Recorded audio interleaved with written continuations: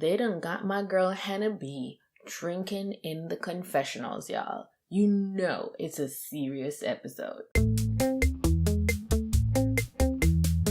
Hey y'all, it's your girl ItsNasB and welcome back to my recap of Colton's season of The Bachelor. Today I'll be doing episode 4. This episode was jam-packed, y'all. I don't think we got a moment to breathe. I saw the strategies come out tonight from the producers and from the ladies. Moves were made to solidify spots and to get people as far as they could in this competition. And I'm not hating. That is the game. We know what's up. And with that said, let's get into it. We begin with our beloved host, Chris Harrison, showing us that he is a messy Chris who lives for drama. He came into the room full of women and he looked straight at Hannah B and knowing the feud that she has with Caelynn, called her Caelynn. Chris, we all know you did that on purpose. We all know. You ain't right. You ain't slick. So the first big event of this episode is that they all head to Singapore. Crazy rich production budgets is what I call it. But at least they're now in a place worthy of all the times that they say fun and amazing. If y'all watch the show, you would realize that they say these words a lot. This is fun. Did you have fun? Oh my god, I had so much fun. This is amazing. You're amazing. Everything is amazing. Guys, come on. Get a thesaurus or two. Sheesh. This episode went a little bit differently in that usually we get 2 group dates and 1 one-on-one. They flipped it this time where we got 2 one-on-ones and 1 group date. So as you can imagine, the group date was huge. We're down to 15 girls. So if you have 2 one-on-ones, that means you ended up having a group date with 13 women. So Tayshia gets the first one-on-one and I was of course excited because now we have to focus on a black girl that is not Onyeka over here being obnoxious and also somebody outside of Katie. It was funny to me because you guys know I live tweet when I'm watching the episode. There were several people going, who's Tayshia? Where did she come from? Tayshia is one of 4 black women still on the show. Now I know that edits don't necessarily push her up, but she had moments with him the last time. If you can keep track of the 50 white women that are on this show, you can keep track of the 4 black women that are still there. But anyways, because I am a black woman and because I know the history of black women and just women of color in terms of not being represented on the show, of course I noticed my girl Tayshia. Now, while I noticed Tayshia, I didn't quite expect her to get a one-on-one at this point in the game. And that brings me to something that I've been noticing. I feel like the rollout of the ladies, whether they're producers' picks or whether Colton is having some real connection with them, I can see when he's having his moments with them that this is supposed to be a relationship that he really cares about or the producers want us to care about. However, I'm finding that outside of those moments, I'm not seeing why. It was for Tayshia, it was for Cassie, it was for Hannah. The foundations just aren't there. It's like with a math equation, the answer is there, but when you show you're working, it doesn't add up. Tayshia and Colton decided to turn this thing into Fear Factor or something, and they went on a bungee jumping date. So when he sent his card to her saying, let's fall in love, that's what this man meant. And let me tell y'all something. I thought it was all cute up until the moment that they showed us the shot. They showed us the view from above. And I went, absolutely not. You better. No.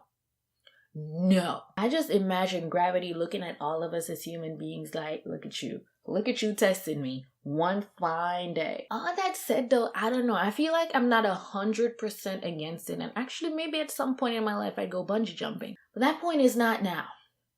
But it was for Colton and Tayshia. And they had that moment. It was it was pretty funny. I saw people criticizing Colton's scream, but like, who is worried about sounding manly at a moment like that? Do you see how much man he is and how far they, you know what, y'all?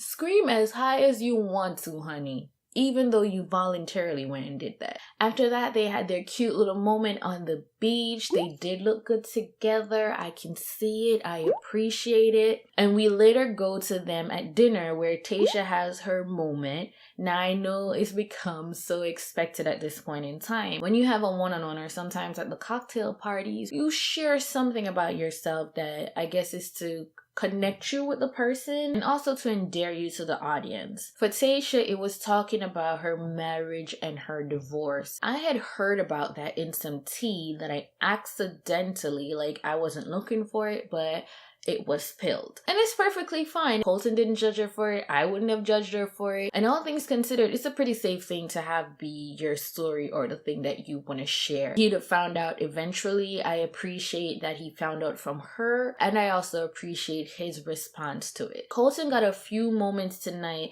where the ladies shared something deep with him, and for the most part his response was good. Now, considering the environment that they're all in or the circumstances, it's something commendable. I know that it's likely that he got coached and he probably got prepped for some of these things in advance, but I still appreciate his responses. So they have a beautiful end to a beautiful date, and we have 1 rose down for the night. Next, we go into the group date. 1 man, 13 women in the streets of Singapore. I'm not gonna spend too much time on this part. They ate some stuff. They had some leeches on their body. I found Hannah B's joke about Caelynn being a leech to be funny. There's a moment with a fortune teller or a past teller. I don't know what to call it, but reference was made to Colton and Cassie being brother and sister in a past life. And high-key, I felt like maybe that should have been edited out because it was an awkward moment. It was awkward for them. It was awkward for everybody watching. And then it comes up again later and it just isn't made any better. And it's like, why add that to their story? Just no. Anyways, we get to the night part with a cocktail party. Is it a cocktail party? I don't know. I guess that's what you call it. Hannah B had her moment with him where she goes and she tries to get reassurance and she ends up getting it from him that he's still into her. I don't know if we all believe it, but we see that he's not done with Hannah B yet, which means that we get to have more silly and goofy moments from her. And I think that she's actually been an asset to this show. The humor that she's provided should be appreciated. And essentially, Courtney decided that she was going to end Dear Demi to most of us who were watching. Now, a lot of people were still on the I can't stand Demi train, but if you were really fair in your view of this situation, you would realize that Courtney, she was passive about the Colton situation. She sat there and was like, oh, I'll wait for him to come to me. And you guys already know how I feel about this. You know how the show is set up. He is not gonna come to you. And it's not just because of the dynamics of the show either. As far as I've seen, she hasn't made any kind of impression on Colton. So I don't know why she would think that he would come over to her. In fact, Courtney only stands out to me because she does the most when she's upset on camera. And she continued that pattern tonight. On top of being passive and pouty about the Colton situation and just bringing people down, she was also passive-aggressive, downright rude to Demi, and she brought some good old classism to the whole thing. I was over it, okay? Y'all, props to Demi for her responses. She tried to be helpful at first, and then when she realized that Courtney was coming at her sideways, she tried to match it, and then at some point she was just like, you know what? You're entitled to whatever. I'm entitled to not care. But let me tell you something. If Courtney or somebody like her tried that with me, it would be another story. Y'all, she was out of pocket. And then she tried to play it off like she wasn't. And I hate that kind of stuff. If you're gonna be a bitch with your chest. Don't be all, no, I wasn't being rude. I was being... You know what you were doing. Stand in it. And when somebody justifiably claps back, own that you're the one that brought things to that level. I found her belittling Demi to be uncalled for and gross, but as we'd come to see later on, she picked the wrong one. And all I have to say to that is, I bet.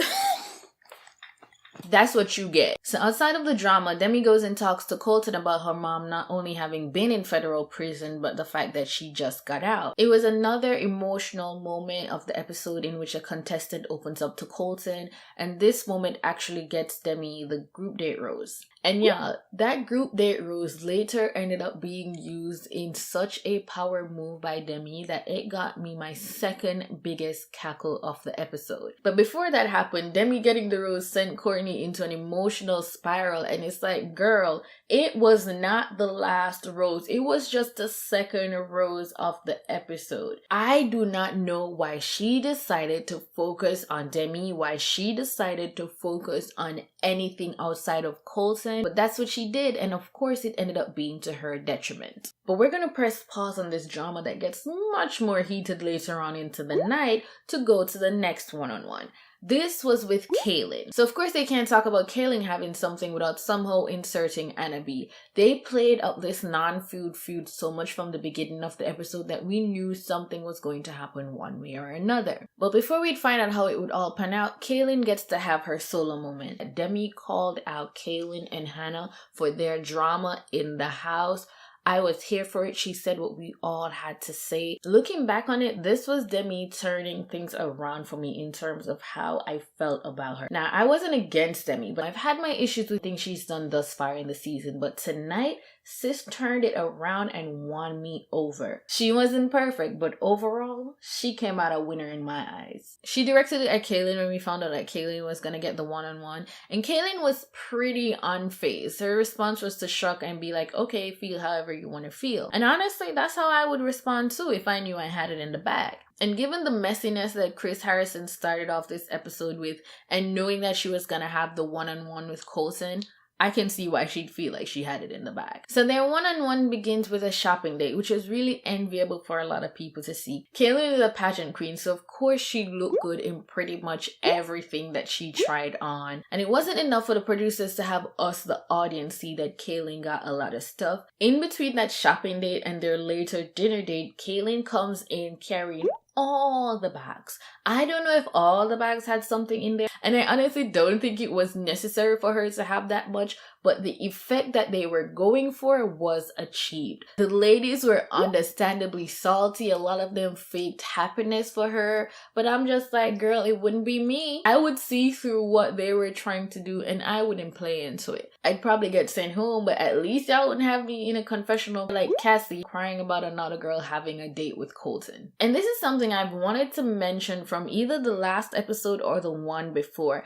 I don't know why Cassie is so emotional about Colton hanging out with other women, because again, the point of this show is that he is gonna date 29 other women, and literally until the final moments of the final episode, he is going to be with at least one other woman. If y'all are not prepared for this, don't come on this show, sis. But it gives us the dramatic moments that we want, and I feel like it's setting us up to make it more believable later down the road if Cassie is top 2 or something, that she is so stressed out about Colton and somebody else. But it feels rushed, especially at this point in the game. And then we go to the dinner portion of Colton and Caelynn's date, and the show had been hinting to us for quite a while that there's a big conversation that's going to happen. Now, I ended up getting spoiled, so to speak, for this moment. A lot of people didn't know what was happening, but apparently if you had known what platform Caelynn had ran on when she was Miss North Carolina, it wouldn't have been a surprise to you. And while generally I don't like spoilers, I appreciate that I was prepared for this moment. I felt like they should have given a trigger warning, because it wasn't a cursory mention, and even that can set some people off. She really goes into detail about a tragic event that she endured. So if you haven't watched the episode or seen anything in the news or on social media about it, Caelynn opened up to Colton about having been sexually assaulted. I commend her for sharing her story, especially knowing that it was going to be publicized in such a way. She was frank about it. She was pretty detailed from what we've given, and that was just the edited down version, and she was poised in her delivery of it. Now, knowing that she's a pageant girl and that this was a platform that she ran on, it's less surprising how controlled she was, but it is no less impressive. To talk about something like this, something as awful as this, is incredibly difficult. I have my own story, or one of my own Me Too stories, and calling it a Me Too story just makes it easier to say, and I couldn't even talk about it directly to camera. I had to find a way to get that story out because I felt like the message was important to share, but I had to do it in the way that was best for me. And so I really appreciate that she took control in the way that she did and that she was so eloquent in her delivery. So this conversation was important for several reasons. For Caelynn, of course, in sharing her truth and in the effects that it will have on other survivors or other people who care about survivors. And I think it also shows that there's no perfect way to share your story and there's no perfect way to be on the receiving end of somebody sharing that story. But if you have compassion, if it is a loving, welcoming, and safe space, it can make moments like that less difficult to have. And it's important for us to have these moments. There's a lot of shame, there's a lot of stigma surrounding something that is so prevalent everywhere in the world. And these are things that we definitely need to get rid of, on top of the fact that we also need to bring the perpetrators of these awful crimes to justice. I'm actually very tense right now talking about this, but I'm trying to treat this subject with the reverence that it calls for because it's really important to talk about these things. It is important for those of us who have been through it. It is important for those who are our support systems. And it's important so that we can move to put an end to things like this. It was really difficult for me to watch. And I think that even if I did not have experiences of my own, it would have still been difficult. But I absolutely get why she did it. Sharing your story not only helps with your own healing, but it can help others. And there is something in the solidarity in sharing your story, in taking control of that narrative. And I really respect her for that. Colton's response was overall good. He listened. And he let her know that she was safe with him, which is the most important thing. And she said that she felt that. I don't know how I felt about him linking it to explaining why he's a virgin, because he spoke of the fact that he has an ex who was also sexually assaulted. And I'm not saying that's not true. I'm not saying that's not his reason. I'm not even sure exactly what my feelings are. I just know that it felt a bit off to me. And I know that there were edits that put it that way. And I figure that they probably had a much longer conversation. And when somebody opens up to you like that and you're trying to empathize as best as you know how, you're sharing a lot of ways in which it connects to you. And that is, for real, for him, something that connects. But I think especially given the focus that they've had on his virginity for this season, I think that may have been the thing that made it seem off. Because there's a slight element of like he was trying to use it to take the heat off of people commenting. And he may not have been, but it came off that way, as I said, because of how they've handled his virginity this season. Before I move on, I just want to say to anybody that has experienced anything like that, if you're watching, or anybody who knows anybody who says that this is important for you to make a note of, and this is something that's important for you to share with that person. But speaking directly to those people now, it is not your fault. It is never your fault in any way, shape, or form. You're entitled to say no. And if you were in a position where you couldn't even say no, that is not on you. It does not affect your worth. It really does not.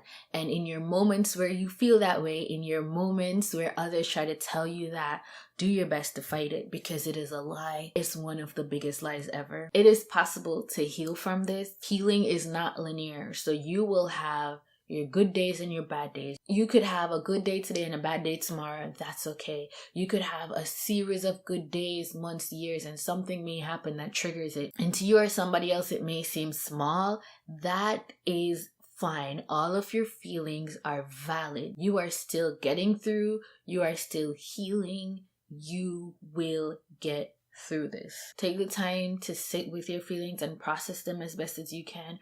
Reach out, get help, professional help, use your support system, tell somebody. And I really hope that you have at least one person that you can tell. Go out there and try and find support services. Google should be able to help you with those in your area. You are not alone, and this is not your fault. There is more life and better life on the other side of this, and you absolutely deserve to see and experience that. Whew. It's really hard to segue back into talking about the show. but my hands are no longer clenched, so I'm gonna power through. This show isn't really set up to have moments like that. Like I told you guys, I knew this moment was coming. I didn't know how it was gonna unfold, and I was actually worried about how they were gonna handle it. Overall, it felt like it was done respectfully, and I appreciate it, especially because Caelynn took control. Caelynn took the reins, and she decided to share her story her way. So at the end of that night, at the end of their day, it was clear that Colton and Caelynn had something. They looked good together, and I feel like anybody watching would have seen that, would have felt that. I feel like she's definitely gonna go far in the competition, and of course she gets her rose. So we head into the rose ceremony with Tayshia, Demi, and Caelynn having roses. Notable things happened in that ceremony. Caelynn and Hannah decide to squash their beef. It was very on brand, in my opinion, in terms of for pageant queens. I don't know how sincere it read. I feel like they downplayed a lot of things, especially given things that they had said earlier in this episode and earlier in the season. And I don't know if it was just them being like, well, let's not get into details and like pour salt into wounds. Let's just clean it up, apply some stitches, a band-aid, and move on. Or if it was just them showing us that this really was not a feud. Either way, I'm glad it's all over, because it would have been so tacky to continue with this petty drama storyline after the moment that Caelynn just had. I like the way both of them handled it. I like the message that it sent. And I'll admit, when I was watching it, I went, oh, so this is why in last week's episode, Caelynn referred to it as a weird tension. This was coming. But as far as strategic moves on this show goes, this is one I can get behind. But on the opposite end of being mature and squashing drama, we have another round of Courtney and Demi. Courtney gets in her feelings again, and she decides to poke the bear that is Demi. She came back with the snide remarks, with the condescending delivery, and with the questioning of Demi's age, and all of this unnecessary stuff, wasting time and energy that could and should have been used in pursuing Colton. Demi decides that she's gonna now go to Colton and get rid of Courtney. And honestly, I can't say I fault her. If you're bugging me, I'm gonna try to get rid of you. The game's the game. She took it too far by calling Courtney the C word. Not that C word, the other C word. But given all that Demi's been showing us this season, it's not surprising. And of course, it's when Demi goes to talk to Colton about this that Courtney finally decides to try and get some time with Colton. Colton tells her what he just heard. Courtney's upset, and she's like, oh, it's on. It's on. And I guess it was on, but not in the way that Courtney thought. So after Courtney tells Colton that Demi is fake, she's only here for the cameras, and Colton is confused as to who to believe and also shocked that maybe one of the contestants is not only here for him or here for him at all, Courtney goes back to where the ladies are and decides to confront Demi by passive-aggressively confronting the women. She asks, who here thinks I'm the cancer of the house? And Demi's hand shoots up so fast, it's as if homegirl started raising it before Courtney finished her question. They went at it, they went back and forth, and it was just a mess. But my focus was the background reactions. Hannah G was there like, this is awkward, which it really was. And Demi could do that. She already had her rules. She already knew she was set. But for the rest of them, I'd have been like, I am not here for this. Could y'all just simmer down? But the best response was Kerpa's. Now, up until this point, I didn't know why Kerpa was still there except to keep the diversity quota up for as long as possible. But I was really glad that she was, cause mood. Yo, I would have absolutely been laughing my face off if that whole thing was going down around me. So they trade barbs back and forth for a while, and then Demi decides that she's over it. And this is where she makes her power move by taking up her rose. And y'all, I loved that moment. It was like, girl, waste your time, waste your energy, do whatever you want to do. I know my spot is secure for next week. Do you? We had other fiery moments that happened, but not this kind of fiery. We saw Colton making out with Cassie and with Hannah G, and it was again the same. He has a connection with these two women. He's really into them. get on board or get left behind. And I mean, okay. Again, I wish they would just actually give me a foundation for it. I wish they'd give me moments outside of these that had it make sense for why there is such a connection. I'm sure they're gonna do it as the season continues, especially with the preview showing that Cassie gets a one-on-one next week. But I feel like the build-up could have and should have been better. So finally we get to the rose ceremony, and for the second or third or maybe even fourth week in a row, we see Hannah G getting the first rose. He really likes her, and I think this is another sign of that, even though it's been so subtle that it's pretty much passed under the radar thus far. We come down to the final rose, and it's between Onyeka, Tracy, and Demi. Now, I knew Tracy was going home. She had cooled down on all the drama, and Colton was not even faking being into her. So then it was like, is Demi gonna get what she wants and have both of the women who she has had a tiff with go home? And that's exactly what happened. Onyeka gets the final rose, so Tracy and Courtney go home. Now, I felt like it was 50-50 that they would have kept Courtney around to continue the drama, but I guess maybe they felt like they got the max out of it, and outside of it, she just wasn't doing much for the show, which I don't blame them for. But y'all, I cackled so hard when I realized these two women were going home. Demi makes a toast saying, here's to no more freaking leeches, and you just had to give it to the girl. For whatever reason, all the cards played in her favor tonight, and she came out a winner. And that's it for this episode. The preview for next week also looks dramatic, but I don't know if they'll be able to match this level of drama. But since they teased it like they would, I'm actually thinking they won't. But still, I'm looking forward to it because the season has been good thus far. As always, thank you so much for watching. Remember to like it, sub, and share this video everywhere, and you will see me in the next one. Bye!